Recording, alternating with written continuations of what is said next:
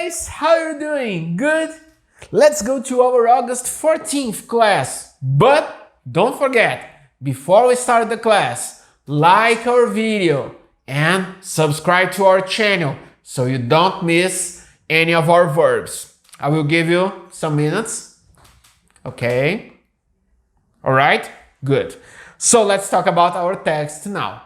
The text on August 14th talks about the victory over Japan and the moment in which Japan surrendered during World War II. The announcement occurred in Japan on August 15th, 1945, but due to time zone differences, in the Americas it was on August 14th. Alright? This date is considered the date for mourning of war dead and for praying for peace. On the text, we don't have a lot of verbs, but we can list some of them. For example, the verbs to know, to be, to surrender, to apply, to announce, to occur, to perform, and the verb to adopt. Alright? Now, let's go to home practice. Home practice exercise starts on page 412 and it finishes on page 414. On the first exercise, you guys had to complete the sentences to form second conditionals. So number 1, if he had more time, he could learn Kung Fu. Number 2, if they told their mother, she would be very pissed off. 3, he would spend a year in Canada if it were easier to get a green card. 4, we would help you if we knew how. 5, if I lived on a lonely island, I would run around naked all day. 6, if I had a boat, I would sail around the world. 7, she wouldn't talk to you if she were mad at you.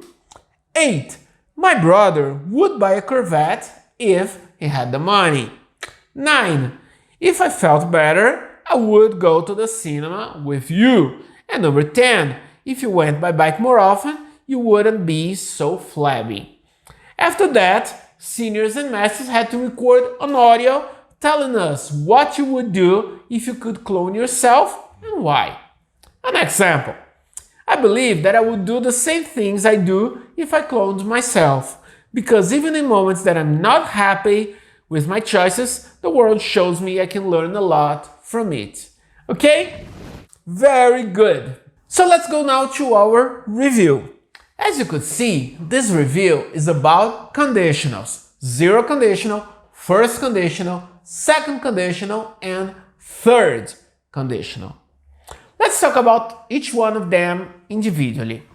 The zero conditional will transmit conditions that are always true, situations that are always real.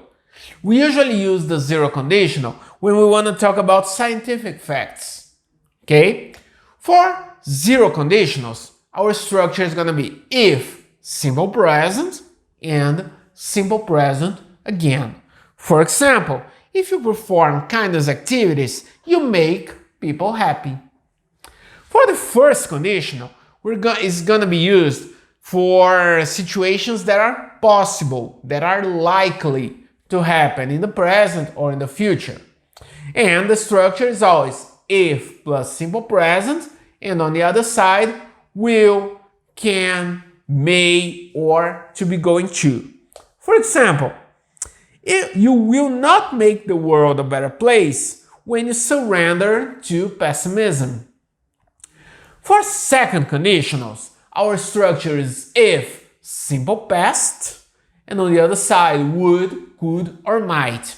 We use the second conditional when we want to talk about hypothetical situations, situations that are unlikely to happen. They are not impossible, but they are not very probable. The probability is small. For example, what would you do if your country announced a war?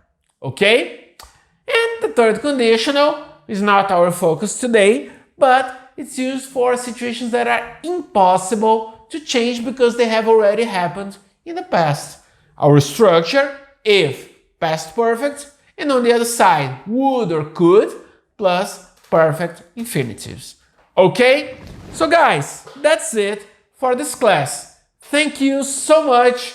Have an awesome day and see you next class. Bye bye.